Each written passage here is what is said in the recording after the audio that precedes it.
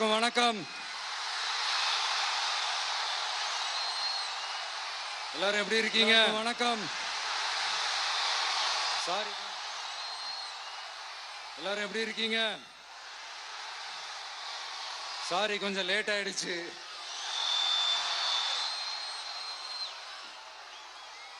திருச்சியில காலையில பேசினப்போ அங்க ஒரு மைக் ப்ராப்ளம் இருந்தது. அதனால அங்க பேசினதுல ஒரு சில விஷயங்களை இங்க நான் திரும்ப ரிப்பீட் பண்றேன்.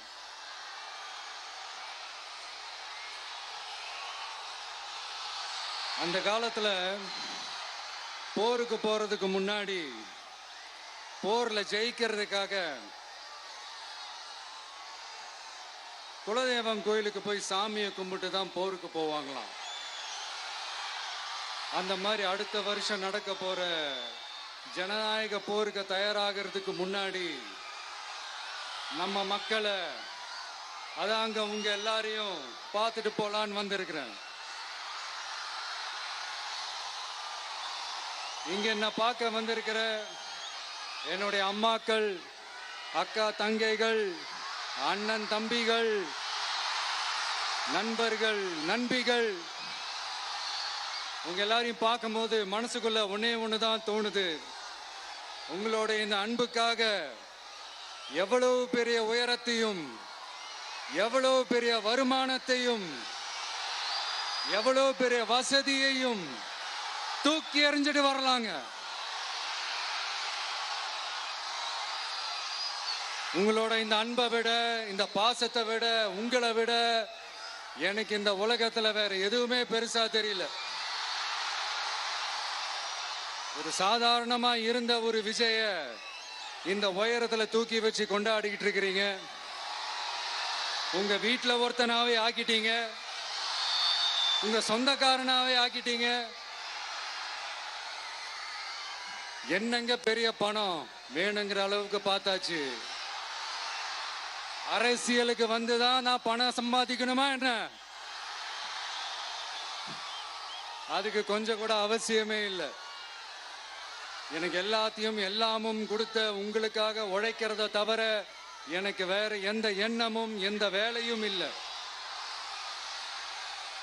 விஜய், விஜய் அண்ணா, விஜய் தம்பி, விஜய் தம்பி, நம்ம விஜய், நம்ம விஜய்னு என்னடா இந்த விஜய் தனியாளா இருப்பான்னு பார்த்தா எப்ப பாரு மக்கள் கடலோட மக்கள் கடலாவே இருக்கிறானேன்ட்டு இந்த எதிரிகளுக்கெல்லாம் தெரிஞ்சவன நம்மளை பத்தி கண்ணாபின்னான்னு பேச ஆரம்பிச்சிருக்கிறாங்க. அதாவது நான் மரியாதையா பேசினா கூட அதை தவறா எடுத்துக்கிறாங்கன்னா பாத்துக்கங்களேன். அதனால யார் என்ன சொன்னாலும் அறிஞர் அண்ணா அவர்கள் சொன்ன அந்த பஞ்சு தான், வாழ்க வசவாளர்கள் அப்படின்னு சொல்லிட்டு போயிட்டே இருக்க வேண்டியதுதான். நான் மதுரை மாநாட்டில் உங்க எல்லாரையும் நேர்ல சந்திக்க வரேன்னு சொல்லியிருந்தேன். அப்படி இன்னைக்கு உங்களுக்காக நம்மள மேலையும் கீழையும் ரொம்ப மோசமா ஆண்டுகிட்டு இருக்கிற பாசிச பாஜக அரசையும் பாய்சன் திமுக அரசையும் கேள்வி கேட்கறதுக்காக வந்திருக்கிறேன். இந்த பாஜக அரசு நம்மளை கொஞ்ச நெஞ்ச கொடுமையாங்க செய்து பீகார்ல 65 லட்சம் வாக்காளர்கள் ஓட்டர் லிஸ்ட்லயே காணோமா. இது என்ன பெரிய விஷயம்? இதை தாண்டி இன்னொரு விஷயம் இருக்கு. இந்த எதிர்கட்சிகள்லாம் ரொம்ப சிம்பிளா சொல்ற மாதிரி சொல்லணும்னா ஓட்டு திருட்டு. வீட்டு நம்பர் 0ன்னு போட்டெல்லாம் ஓட்டர் ஐடி கார்டு கொடுத்துருக்காங்கன்னா பாத்துக்காங்களேன். எவ்வளவு பெரிய ஒரு மோசமான வேலைகள்லாம் அவங்க செய்யறாங்கன்னு பாத்துக்கங்க. அடுத்து ஒன் நேஷன் ஒன் எலெக்ஷன், ஒரே நாடு ஒரே தேர்தல் 2029ல இவங்களோட ஆட்சி காலம் முடிய போகுதுன்றது எல்லாருக்குமே தெரிஞ்ச ஒரு விஷயம்தான். அதனால இந்த மாநில அரசுகள் எல்லாத்தையும் கலைச்சிட்டு எல்லாருக்கும் ஒட்டு மொத்தமா ஒரே நேரத்தில் தேர்தல் வைக்கிற ஒரு ஐடியா. அப்பதானே ஒரே நேரத்தில் இந்த தில்லு முள்ளு வேலைகள்லாம் ஈஸியா செய்ய முடியும். இதுக்கு பேர் என்னங்க? ஜனநாயக படுகொலை தானே. அடுத்து டீலிமிட்டேஷன். பார்லிமெண்ட் தொகுதிகள் மறுசீராய்வு. நம்ம சவுத் இந்தியாவை விட நார்த் இந்தியாவுக்கு அதிகமான பார்லிமெண்ட் தொகுதிகள் கிடைக்கிற மாதிரி ஒரு மோசடி வேலை ஒன்று செஞ்சுக்கிட்டு இருக்கிறாங்க. இதைத்தான் டிவிகே முதலையே எதிர்த்தோம், இப்பவும் எதிர்க்கிறோம், இனிமேலும் எதிர்ப்போம். அதனால இந்த SIR, one nation one election, delimitation, இதெல்லாம் எதிர்கட்சிகளை அழிக்கிறதுக்காக ரொம்ப ரொம்ப முக்கியமா நம்ம சவுத் இந்தியாவோட அந்த பவரை குறைக்கிறதுக்காக செய்யப்படுற ஒரு மோசடி வேலைகள். இது ஒட்டுமொத்த இந்தியாவுக்கும் பாஜக அரசு செய்யற ஒரு துரோகம். சரி, பாஜக அரசு தான் நமக்கு துரோகம் செய்யறாங்கன்னு பார்த்தா இங்க திமுக அரசு நம்மள நம்ப வச்சு ஏமாத்திக்கிட்டு இருக்கிறாங்க.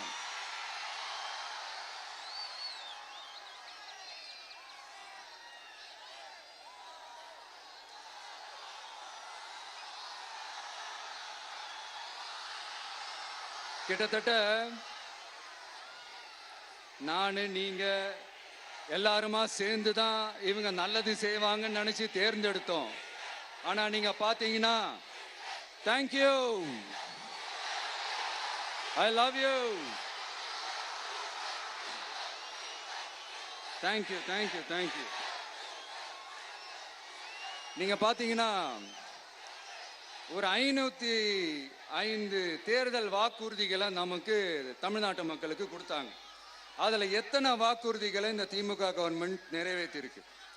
முக்காவாசி வாக்குறுதிகளை கூட நிறைவேற்றாம எல்லாத்தையும் நிறைவேற்றிட்டோம் இப்படி கொஞ்சம் கூட மனசாட்சியே இல்லாம இப்படி கதை விடுறீங்களே மைடியர். வேணாம் வேணாம் வேணாம் வேணாம். உங்களுக்கு தான் ஆசையா பாசமா கூப்பிட்டா பிடிக்க மாட்டேங்குது. இப்படி கதை விடுறீங்களே மை டியர் சிஎம் சார்.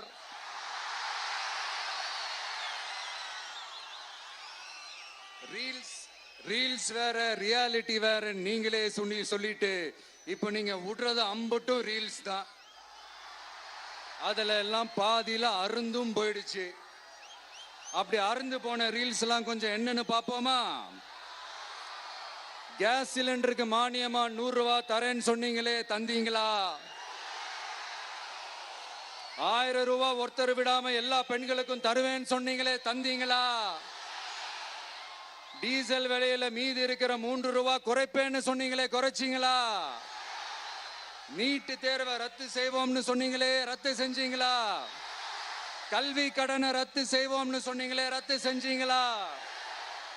வருஷத்துக்கு 10 லட்சம் பட்டதாரிகளுக்கு வேலை தருவேன்னு சொன்ன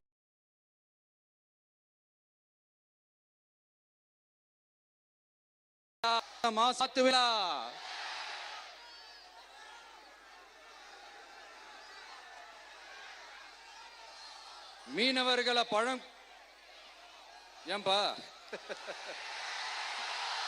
மீனவர்களை பழங்குடியின பட்டியல சேர்ப்போம்னு சொன்னீங்களே, சேர்த்தீங்களா?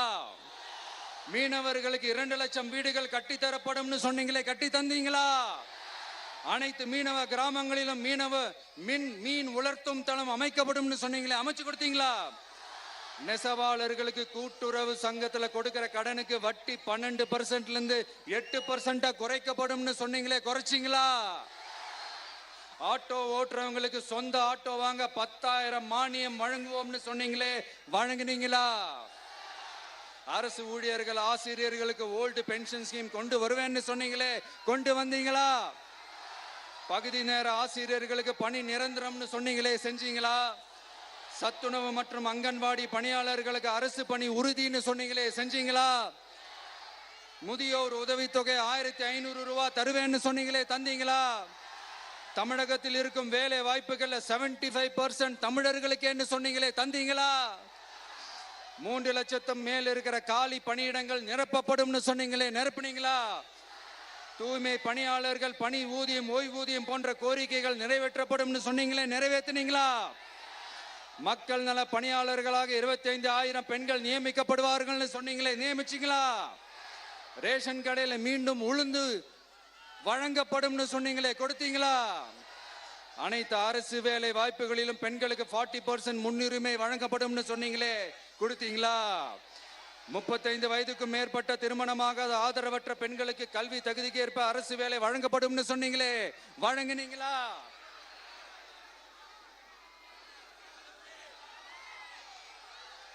வகுப்பு வாரியத்தின் கோரிக்கைகள் பரிசீலிக்கப்பட்டு மேற்கொள்ளப்படும் சொன்னீங்களே, செஞ்சீங்களா? அரசு வீட்டு வசதி மற்றும் குடிசை மாற்று வாரிய வீடுகளில் மாற்றுத்திறனாளிக்கு ஒதுக்கீடு செய்யப்படும் சொன்னீங்களே, செஞ்சீங்களா? இலங்கை தமிழர்களை காப்பாற்ற ஒரே தீர்வு பொது வாக்கெடுப்பு தான், அதை நடத்த வலியுறுத்துவோம்னு சொன்னீங்களே, செஞ்சீங்களா? இப்படியே நம்ம கேள்வி கேட்டுக்கிட்டே இருக்க வேண்டியதுதான். இவங்க கிட்ட இருந்து எந்த பதிலும் வரப்போறது இல்லை. ஏன்னா இருந்தாதானே. அதனால நான் உங்களை கேட்கிறேன், செய்வோம் செய்வோம் செய்வோம் செய்வோம்னு சொன்னாங்களே, செஞ்சாங்களா? சத்தமா சத்தமா? மை டியர், வேணாம் வேணாம் வேணாம். அப்படி கூப்பிட்டா, ஆசையா பாசமா கூப்பிட்டா அவங்களுக்கு பிடிக்க மாட்டேங்குது. அதனால கேக்குதா மை டியர் சிஎம் சார்? அவங்க பண்றது துரோகம்னா நீங்க பண்றது நம்பிக்கை மோசடி. இது ரெண்டுமே ஒண்ணுதான், ரெண்டுமே ஏமாத்து வேலை தான். இது ரெண்டுமே ஜனநாயக குற்றம் தான். இப்படி ஏமாத்துறதுல இவங்க ரெண்டு பேருமே ஒரே வகைரா தான்.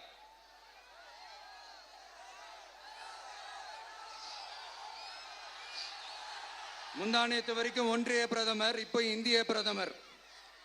இப்படி மாத்தி மாத்தி பிளேட்டை மாத்தி மாத்தி பேசுறதுல நம்ம சிஎம் சார் ரொம்ப பிரில்லியன்ட். இப்ப புரியுதா மக்களே?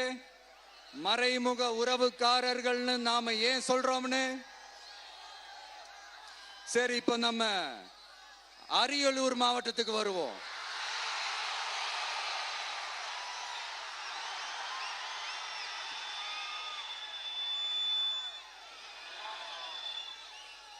தமிழகத்தோட வறட்சியான மாவட்டங்கள முதல் வரிசையில காலங்காலமா இருக்கிற மாவட்டம் தான் நம்ம அரியலூர் மாவட்டம். சிமெண்ட் உற்பத்தியும் முந்திரி உற்பத்தியும் நடக்குது. பட்டாசு தொழிலும் கொஞ்சம் நடக்குது. ஆனா இங்க இருக்கிற இந்த தொழிலையாவது மேம்படுத்தலாம்னு இந்த கவர்மெண்ட் ஏதாவது யோசிக்குதான்னு கேட்டா ஜீரோ தான். சிமெண்ட் ஆலைகளால ஏற்படுற மாசுபாட்டுல இருந்து மக்களை பாதுகாக்க என்ன நடவடிக்கை எடுக்கப்பட்டிருக்குன்னு தெரியல. யுனெஸ்கோவோட உலக மரபு சின்னமாக அறிவிக்கப்பட்ட கங்கை கொண்ட சோழபுரம் கோயிலை முறையாக பராமரிக்கணும். ஜெயங்கொண்டத்தில் ராஜேந்திர சோழனுக்கு மணிமண்டபம் அமைக்கலையே ஏன்?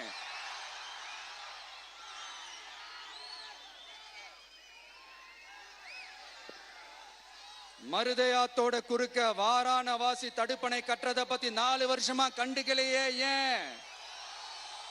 அரியலூர்ல இருந்து ஜெயங்கொண்டான் காட்டுமன்னார் கோயில் வழியாக சிதம்பரத்துக்கு ரயில்வே வழித்தடம் அமைக்கணும்ன்ற கோரிக்கை என்னாச்சுன்னு தெரியல.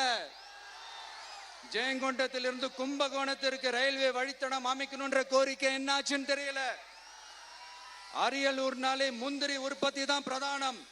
அதனால முந்திரி தொழிற்சாலை அமைக்கணும்ன்ற கோரிக்கை என்னாச்சுன்னு தெரியல. இந்த மாவட்ட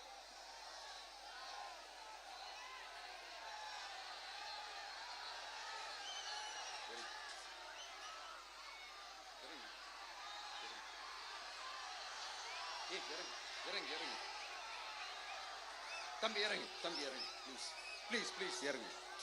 சரி இறங்குப்பா ப்ளீஸ். அண்ணா அது சாஞ்சி போயிடுச்சுண்ணா, இறங்க சொல்லிருங்கண்ணா.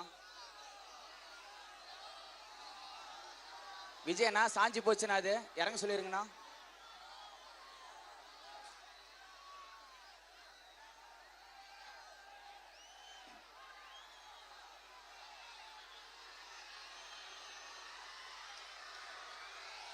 ஹலோ பிரதர் சார், அவரை இறங்க சொல்லுங்க ப்ளீஸ்.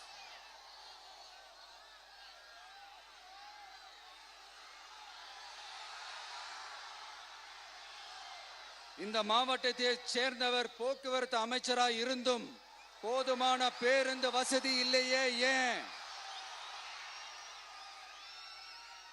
என்னடா இவன் வந்ததுல இருந்து கேள்வியா கேட்கிறான். இவன் வந்தா என்ன செய்வான்னு கேக்குறீங்க அதானே? தீர்வை நோக்கி போறதும் தீர்வை காண்றதும் மட்டும்தான் நம்ம டிவிக்கோட லட்சியமே. நம்மளோட தேர்தல் அறிக்கையில இதுக்கான விளக்கத்தை ரொம்ப தெளிவா சொல்லுவோம். ஆனா அதுக்கு முன்னாடி அதை செய்வோம் இதை செய்வோம் இந்த பொய்யான வாக்குறுதிகள்லாம் எப்பவுமே கொடுக்க மாட்டோம். எது நடைக்கு சாத்தியமோ எது உண்மையோ அதை மட்டும்தான் கொடுப்போம். ஆனா அட் த சேம் டைம் மருத்துவம், குடிநீர், ரேஷன், கல்வி, அடிப்படை சாலை வசதி, மின்சாரம், இந்த மாதிரி அடிப்படை விஷயங்கள்ல நோ காம்ப்ரமைஸ். பெண்கள் பாதுகாப்புல, சட்டம் ஒழுங்கு பாதுகாக்கிறதுல நோ காம்ப்ரமைஸ். சிம்பிளா நம்மளுடைய விஷன் என்னன்னு சொல்லணும்னா, ஏழ்மை வறுமை இல்லாத தமிழகம், குடும்ப ஆதிக்கம் இல்லாத தமிழகம், ஊழல் இல்லாத தமிழகம், உண்மையான மக்களாட்சி, மனசாட்சி உள்ள மக்களாட்சி. கான்பிடண்டா இருங்க, நல்லதே நடக்கும், வெற்றி நிச்சயம். மீண்டும் சந்திக்கும் வரை நன்றி, வணக்கம்.